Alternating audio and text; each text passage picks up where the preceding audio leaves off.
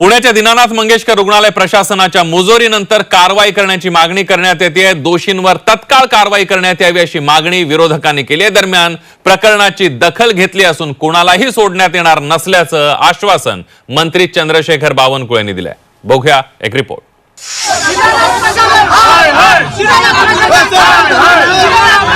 हॉस्पिटलमध्ये अनेक नागरिकांचे जीव गेलेले आहेत। पैशासाठी या रुग्णांच्या जीवाशी खेळलं जातं। माणुसकीला काळिंबा भासलाय म्हणून त्या हॉस्पिटलच्या नावालाच आम्ही काळिंबा भासलाय, काळा लावलाय।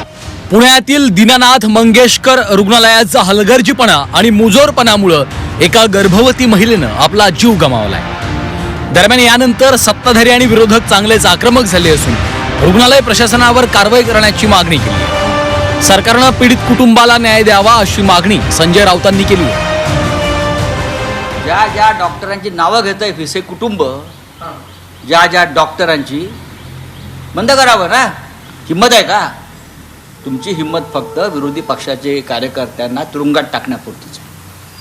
बाकी तुमच्यात काय दम आहे? ज्या दिवशी तुमच्याकडे सत्ता नसेल रस्त्यावर तुमच्याकडे कावळा सुद्धा ढुंकून बघणार आणि काव करणार नाही। नातेवाईकांचं किंवा अन्य लोकांची सुद्धा जी म्हणणं असेल ते म्हणणं ऐकून घेतील आणि त्यानंतरचा जो अहवाल येईल त्या अहवालानंतर मात्र संबंधित हॉस्पिटलवर सुद्धा जी कायदेशीर कारवाई करणं आवश्यक आहे ते आपण कायदेशीर कारवाई करू।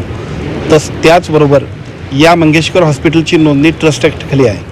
शासनाच्या वेगवेगळ्या पद्धतीच्या योजनांचा किंवा शासनाच्या सगळ्या सुविधांचा सुद्धा लाभ आम्ही सर्व मंडळी या हॉस्पिटलला देत असतो। त्यामुळे अशा पद्धतीच्या पैशाची मागणी ट्रस्ट ॲक्टखालच्या हॉस्पिटल करू शकते का याच्याबद्दलची सुद्धा चौकशी होईल आणि जे चुकीचं असेल त्याच्यावरती कठोर कारवाई राज्य शासनाच्या वतीनं आपण करणार आहोत। पुण्याचे भाजपचे आमदार अमित गोरखेंचे पीए सुशांत भिसेंच्या पत्नीला पैशांअभावी उपचार करायला रुग्णालयानं नकार दिला। दरम्यान तनिषा भिसेंना दुसऱ्या रुग्णालयात हलवण्यात आलं, मात्र मोठ्या प्रमाणात रक्तस्राव झाल्यानं त्यांचा मृत्यू झाला। महाराष्ट्रासारख्या प्रगत राज्यात अशा घटना या दुर्दैवी असून रुग्णालय प्रशासनावर कडक कारवाईची मागणी आदित्य ठाकरेंनी केली आहे। त्या हॉस्पिटलवर काय कारवाई करणार आम्ही सगळ्यांनी लक्ष ठेवून आहे। फक्त भाजपचे आमदारांचे पीए म्हणून नाही तर एक महाराष्ट्राचे किंवा ह्या देशातले नागरिक ज्यांना खरोखर गरज आहे, गरजू लोकांना जेव्हा आपण पाहतो आणि अशा इमर्जन्सी सिच्युएशनमध्ये ते महिलेची मला वाटतं मृत्यू झालेला आहे, हे अतिशय दुर्दैवी। आणि महाराष्ट्रासारख्या प्रगत राज्यात असं व्हायला लागलं जिथे आपण आत्ता अनेकदा म्हणजे लाडकी बहीणबद्दल वगैरे चर्चा करतोय, राजकारण न जाता मला वाटतं त्या हॉस्पिटलवर किंवा जे कोणी ते संचालक असतील त्यांच्यावर कडक कारवाई झाली पाहिजे। चुकीला माफी नसते, सरकार यावर योग्य कारवाई करेल। कारण कुणाचाही परिवार असो, तो एका पीएचा आहे किंवा माझा परिवार आहे असं नाही, सर्वसाधारण गरीब माणसाला सुद्धा अशा पद्धतीचं कुठलंही त्या ठिकाणी अशी आरोग्य सेवा न देणे आणि मुजोरगिरी करणे आणि एक प्रकारची मोगलशाही आहे।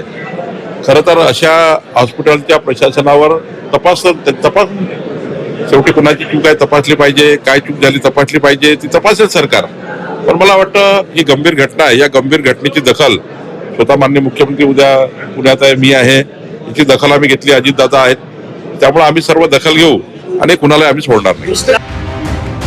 राज्यातील रुग्णालय नियम पाळत नसल्याचा आरोप संजय शिरसाट यांनी केलाय।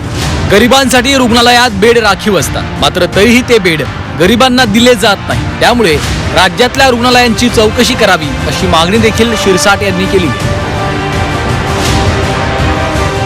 परंतु आपण जर पाहत असाल तर कोणत्याही हॉस्पिटलमध्ये बेड रिझर्व नसतात, उलट गरिबाला ॲडमिशनच नाही अशा पद्धतीने वागलं जातं।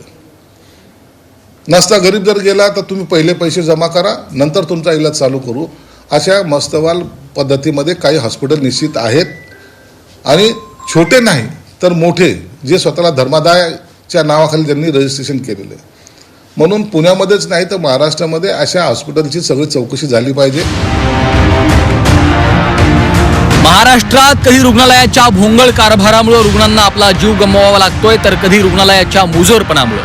त्यामुळे अशा भावनाशून्य रुग्णालय प्रशासनावर कठोर कारवाई करण्याची मागणी केली जाते। ब्युरो रिपोर्ट, झी 24 तास।